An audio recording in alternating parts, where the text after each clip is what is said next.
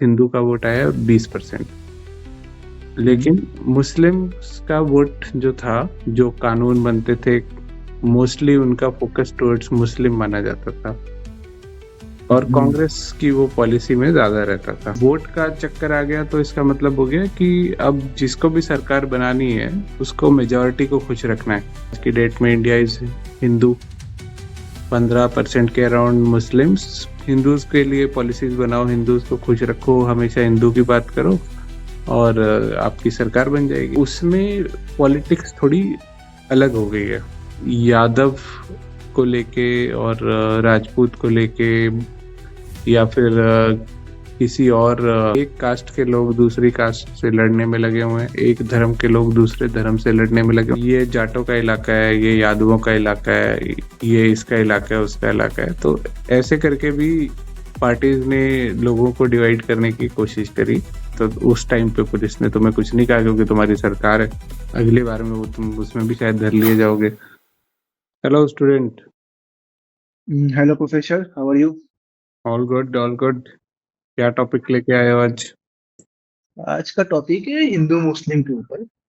हम्म। Like आप देखते हो, हिंदू मुस्लिम को लेके अपने देश में हमेशा बवाल चलता ही रहता है, कुछ ना कुछ लेके। तो इसके बारे में मैं जानना चाहूंगा, कैसी मतलब ये सब चीजें ठीक होंगी? देखो, ठीक तो तभी होगी जब कोई करना चाहेगा। अब कोई ठीक ही नहीं करना हम्म। चाहता। करने को तो किया जा सकता है। क्यों हम्म। नहीं है ठीक, उसके पीछे भी पॉलिटिक्स के अंदर कई रीजन है। अब पहला रीजन तो ये है कि भाई इंडिया इज अ डेमोक्रेसी। अगर मैं डेमोक्रेसी हम्म। पूछूं आपसे कि क्या होता है डेमोक्रेसी, तो आप क्या बताएंगे डेफिनेशन उसकी? डेमोक्रेसी मतलब यही हो गया, लोकतंत्र हो गया, कि जहाँ पे पीपुल ही मीन्स चुनता है तो पर्सन। मतलब ये है कि आम जनता ही अपनी सरकार चुनती है। अब आम जनता चुनती आम है, राइट। जनता सरकार चुन रही है, इसका मतलब एक जरिया उसका होता है जैसे वोट। तो हम्म। अब वोट का चक्कर आ गया तो इसका मतलब हो गया कि अब जिसको भी सरकार बनानी है उसको मेजॉरिटी को खुश रखना है। हम्म। ठीक है, या फिर मेजॉरिटी को के मैथ को ऐसा बनाना है कि ओवरऑल मेजॉरिटी उनकी है। हम्म। अब सबको मालूम है कि अराउंड 78 to 80% आज की डेट में इंडिया इज हिंदू, 15% के अराउंड मुस्लिम्स और 4-5% hmm. Other religion, Sikhism, Christianity, Jainism etcetera. तो राइट। इससे तो देख के तुम्हें ये लगेगा कि सीधे सीधे हिंदू अगर 80% है तो फिर सबको यही करना चाहिए था शुरू से कि हिंदूज के लिए पॉलिसीज बनाओ, हिंदूज को खुश रखो, हमेशा हिंदू की बात करो और आपकी सरकार बन जाएगी। लेकिन हम्म। लेकिन ऐसा नहीं था। और हम्म। ऐसा भी थोड़ा थोड़ा ऐसा पॉलिटिक्स दिखने लगा है हमें जिसमें हिंदू अपीजमेंट हो रहा है। पहले जिसको जैसे मुस्लिम अपीजमेंट पे फोकस रखा जाता था, जो पॉलिसीज आती थी, जो कानून बनते थे, मोस्टली उनका फोकस टुवर्ड्स मुस्लिम माना जाता था और हम्म। कांग्रेस की वो पॉलिसी में ज्यादा रहता था। अब हम्म। होता क्या था कि अगर हिंदू 80% है भी, तो उसमें से कितना हिंदू एक ही पार्टी पे वोट देने वाला है? हम्म। अब 4 पार्टी है, हिंदू का वोट अगर 20-20-20 करके चारों पार्टियों में बट जा रहा है, तो इसका मतलब ये है कि हिंदू का वोट आया एक, मान लीजिए कोई एक पार्टी है उसके पास हिंदू का वोट आया 20%। हम्म। लेकिन मुस्लिम का वोट जो था, ऐसा माना जाता था कि जो भी है 14-15%, वो सारा का सारा एक ही पार्टी की तरफ जाता था। तो वो हम्म। एक इकट्ठा ब्लॉक था वोट का।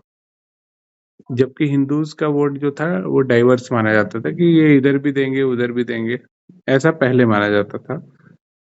फिर अभी इन द करेंट सिनारियो, अभी जो बीजेपी की गवर्नमेंट है, मोदी जी की, हम्म। तो उसमें पॉलिटिक्स थोड़ी अलग हो गई है क्योंकि उन्होंने ओके। गुजरात में भी वही मॉडल चलाया था, प्रो हिंदू मॉडल। अभी हम्म। भी नेशनल लेवल पे प्रो हिंदू मॉडल उनका चल रहा है। उन्होंने एक राइट। बदलाव जो किया है वो ये है कि हिंदूज का वोट शायद थोड़ा पहले से ज्यादा कंसोलिडेटेड होके एक ही पार्टी की तरफ जाने लगा, जो कि पहले शायद बटा रहता था। अब बटा क्यों रहता था, उसके एक दो कारण और भी हैं, जैसे कि कास्ट बेस्ड पॉलिटिक्स। कई बार आप देखेंगे कि यादव को लेके और राजपूत को लेके या फिर किसी और कास्ट को लेके अलग से भी पॉलिटिक्स चलती है, विद इन स्टेट चलती है।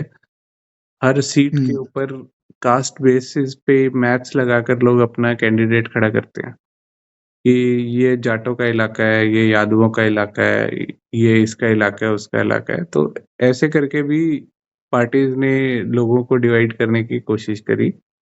इसका नतीजा ये है कि इस डिवाइसिव पॉलिटिक्स का नतीजा ये है कि आज बिना बात से एक कास्ट के लोग दूसरी कास्ट से लड़ने में लगे हुए हैं, एक धर्म के लोग दूसरे धर्म से लड़ने में लगे हुए हैं, बिना बात से। मोटा मोटा कोई बहुत बड़ा रीजन होता नहीं है, बस इनको किसी भी कारण से, कोई ना कोई रीजन से एक तरह से एक दूसरे के प्रति थोड़ा सा हेट्रेट आ चुका है, जो कि देश के लिए ओवरऑल सही नहीं है। क्योंकि हमारी पॉलिटिक्स की डायरेक्शन जो है, रेदर देन सेइंग कि हमें चाइना को पीछे छोड़ना है, राइट, हमें यूएस हमसे करीब 40 गुना 30 गुना से 40 गुना ज्यादा पर कैपिटा इनकम है यूएस में, हमें उन लोगों के बराबर पहुंचना है। तो ये सब तो दूर दूर तक नहीं हो रहा है, क्योंकि यूएस हमें दे रहा है आउटसोर्स काम कि भाई यहाँ मिलता है चीप लेबर। चाइना मैन्युफैक्चरिंग कर रहा है, आज यूएस के बराबर का उनका टोटल जीडीपी हो गया, हमसे बहुत आगे माना जा रहा है, टेक्नोलॉजी में बहुत आगे जा रहा है। हम लोग यहाँ पे अपना रिलीजन रिलेटेड लॉज बनाने में लगे हुए हैं। अभी अभी वक्फ बिल आया है कुछ, और कभी कुछ भी ला रहा है, कभी बुड़का भी ला रहा है, कभी कुछ आ रहा है। तो मुझे लगता है कि पॉलिटिक्स का फोकस अगर इतना इंटेंसली ऑन रिलीजन रहेगा तो देश के लिए अच्छा नहीं है। और खाली करंट गवर्नमेंट की बात नहीं है, पहले भी जो गवर्नमेंट्स थी उनका भी फोकस इसी डिवाइसिव पॉलिटिक्स के ऊपर ही था। तो लोगों को खुद से ये समझना पड़ेगा कि जो लोग भी इस बेसिस पे वोट मांगने आ रहे हैं आपसे कि मैं ये कास्ट का हूँ या इस धर्म का हूँ, अल्टीमेटली फिर वो उतना ही करेंगे ना आपके लिए। आपने उनको चुना है, आपने इसलिए चुन लिया कि भाई मैं यादव तू यादव, आ जाओ यहाँ पे बन जाओ आके मेंबर ऑफ पार्लियामेंट। तो ठीक है, वो यादव है। अब आपके को लगता है कि आपकी कम्युनिटी के लिए कुछ बढ़िया हो गया उसमें, तो ठीक है, आप भी अपनी बाइक पे, जैसे यादवों की सरकार आएगी आप देखेंगे यूपी में खासकर, बाइक के ऊपर, गाड़ी के ऊपर यादव लिख के लोग घूमने लगते हैं। जो यादव होते हैं शायद वही घूमते हैं, लेकिन लिख के घूमने लगते हैं कि अब हमें पुलिस नहीं रोकेगी, अब हमें ये नहीं रोकेगा, अब हमारा काम हो जाएगा। पर भैया तुम ये भी तो देखो कि जो सड़क है, जिस सड़क से तुमको वो बाइक और कार चला के जानी है, वही सड़क सब कुछ यूज करनी है। तो तुम्हारी बाइक देख के भले ही कोई नहीं रोक रहा, पर चल तो तुम भी गड्ढे में ही रहे हो। अच्छा अच्छा अस्पताल नहीं है अगर तुम्हारे डिस्ट्रिक्ट में या गांव में या शहर में, तो वो प्रॉब्लम सबके लिए है। पानी की अगर प्रॉब्लम है तो वो प्रॉब्लम सबके लिए है। तुम्हारा एडवांटेज सिर्फ उस टाइम पे ये हो जाता है, शायद वो भी पक्का नहीं होता, कि तुम्हें चलो पुलिस ने तुमने हेलमेट नहीं लगाया हुआ था, तुम्हें रोका नहीं, तुमने छोटा मोटा कुछ दादागिरी करके दिखा दी, तो उस टाइम पे पुलिस ने तुम्हें कुछ नहीं कहा क्योंकि तुम्हारी सरकार है।